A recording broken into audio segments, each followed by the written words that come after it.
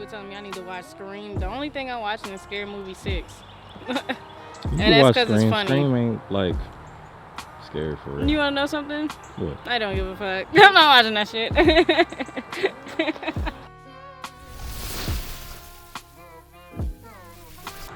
Alright. I need a show. Probably not. You're a fucking hater. You know? Probably not. I'm not PR trained. Hold on. Just go slow. That's fine. We're gonna walk slow. My dad is black. Well, I hope. Okay. Alright, so before we get too deep into this, who am I with today? You are with the Giovanni Williams, but my stage name is Ennov. Alright, fair enough. I'm not gonna unpack that too much. Where are you from? I'm from the Baton Rouge, Louisiana, born and raised 225. Easy. Oh, well, yeah, today's 225 day. So, Are you going? no. You should.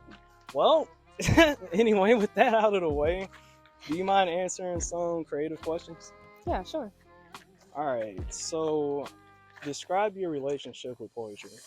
My relationship with poetry is like my relationship with music. Like, I like any genre. I feel like I can talk about anything. It just gives me that clear sense of mind. Like, my most comforting thing I would say is to listen to music and to write, because it just gives me that like space that I never really had growing up, that thought of like getting consciousness or like words off my mind that I would never say out loud.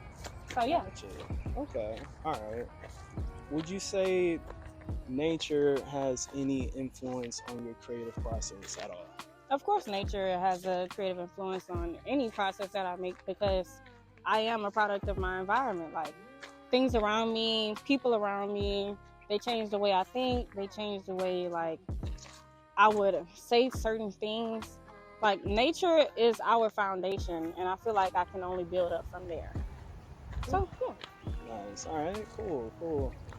So, let's say someone wanted to involve themselves more in the poetry aspect of, creativity. Do you have any resources or any event coordinators that somebody would probably want to familiarize themselves with? Yes, I love this question. So I do have a poetry group that I'm the executive member of. It's called The Black Shakespeare.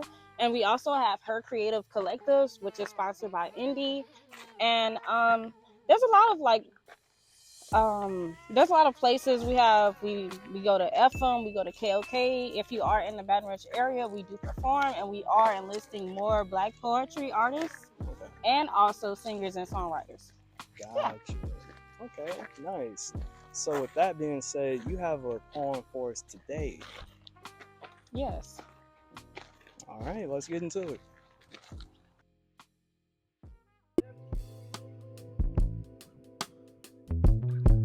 To be young, gifted, and black, in the words of Maya Angelou, deep enough to where the words flow through your mind, but still on the surface so they don't go. Being black and gifted is to be apologetic, to explain or to deem responsibility so that others can be empathetic, to change our ways, our words, the ways we feel, to feel a certain aesthetic. But in reality, we are the program. It's in our genetics. Predecessors bred precocious, so we have the mindset to win. Why fall short in this black journey? I let my angels flow in the wind. Use that mind and that mouth. That's where all ends become beginnings and all facades become for reals. And that beautiful art, the egotistic mind-driven words we write, no wrongs to make appeals. Being black is the gift that keeps on giving. Our breath, the thought of black life, is why this world here keeps on spinning. Baby, to be young, gifted, and black, that's where it's at.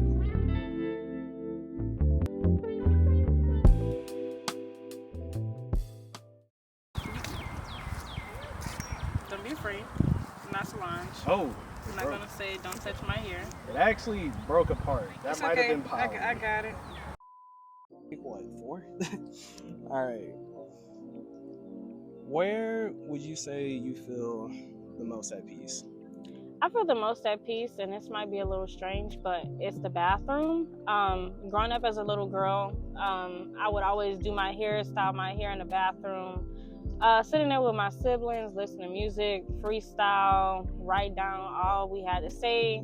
It's mostly like most of my childhood memories were made in the bathroom, because that's where like we hung out. That was my safe space, and I still sit there to this day. Nice. I understand that. Mm-hmm. On the subject of your childhood, I guess, like, how would you describe you still embracing your inner child today? Growing up, I watched a lot of anime. I start off with Naruto, one of my favorites. And I still watch those to this day. It just brings that excitement, like the scenery, the imagery, like that's being used. It just brings that excitement, like, you know, how most people watch fights for that like thrill, that enthusiasm. I get that out of watching anime because it just like, it brings that out of me because I enjoy it. I genuinely enjoy it, and I like the storyline. Top 3? Top three? My top 3 would be Naruto, Bleach, and a lot of people will say Tokyo Ghoul. Yes, that's that's my top 3. Oh wow! If I had another one, it would be Full Metal Alchemist and Hunter x Hunter. That could dive into its own separate topic. Outside of that, random question: what was one of your biggest lessons of 2025? One of my biggest lessons of 2025, I really wasn't choosing self. I really chose others over me, and it really changed the way that I think about myself. So going forward, I just started choosing me a little bit more, and like it really helped with the way that I have like my lookout on life, like my aspect, like my point of view. Like it changed the way that I see myself. So 2025 really changed me. Like I did a whole like flip over, y'all. Like if I could do a backflip, I would. Like yes, that's how 2025 was for me. I understand that. It's I would like to believe, like, depending on what kind of creative path you're on in life, it's always some sort of like a shedding in a sense. So we all just kind of shed something and gain a whole new form on life, if that makes sense. So with that relationship with, you know, like yourself and your self-growth, out of pure curiosity, what's your relationship with social media? My relationship with social media it is prevalent because of me being a mass communication major. I have PRSSA, I have the Black Shakespeare Club, I have Her Creative Collective. So I have to mainly be active to promote, like, advertise myself and my work, and also like advertise my groups that I'm in. But like when it comes to like me individually, like I do a lot of things that fill my cup, you know, outside of social media, because it is in my life. Like social media, it doesn't define my rhetoric. It doesn't shape me. I make my own trends. Right. Yeah, which is very important for today, because I believe as younger generations are coming up, we're going to be so locked into looking at other things that we're not going to have our thing. And that's kind of like a back of the mind thought that I have in terms of just like where creation stands and how we curate our own ideas and making sure that we're not just following the next thing. So to expand on that, what's your opinion on where authentic creation stands today, or where we're even moving in terms of that? Authentic creation, I feel like if we didn't have social media, I feel like we'd have more individuality like they had back then. But I will say this.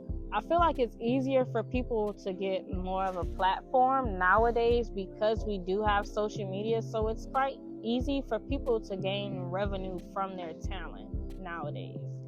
Like back then, it did take time to really build yourself up, but that's where people get that hard work, that hustle from. Like I feel like nowadays you don't really have to hustle for that type of, you know, revenue, or to get revenue from like your work, because everyone is on social media. Everyone sees what you're doing. Oversaturation is like once you realize, like, now that we're at a point where you can kind of do things at home and get paid, and now we all know that, I think it's just encouraging people to, I don't want to say follow each other, because at the end of the day we're all just trying to, you know, find our own way out. But it's limiting the creative process of like what you do to make work your way out. Yeah. So that is interesting to kind of hear that side of things. Yeah, a lot of people don't have like that. A lot of people don't have like that aspect of like individuality, so they like to like steal from other people. I want to say plagiarism. Yeah. But I also want to say reaction channels. Yeah, no, you already I agree. feel like those reaction channels. I mean, there's nothing wrong with the reaction channel because I mean, you get it how you live. Like, if you have personality with yours, there's no problem in that. But I feel like if you're just laughing, you're not really adding to the fact of the video. You're just adding like yourself. Yeah. A lot of things aren't necessary, but when it is necessary, it's necessary when you bring personality into it. Very true. Yeah. I get that. I feel like if you have that, then like there should be no problem with you getting revenue from it. Like, okay, that's fair. That's fair. Yeah. Not disrupting the process. Mm-hmm. Well, with that being said, and the amount of fun we had today, give us your authentic verbal sign out. My authentic verbal sign out is to love yourself. Even on days that you don't feel like it, always choose yourself. Gotcha. That's fair. That's fair. Everyone choose yourself. Be extra. And we'll see you next time.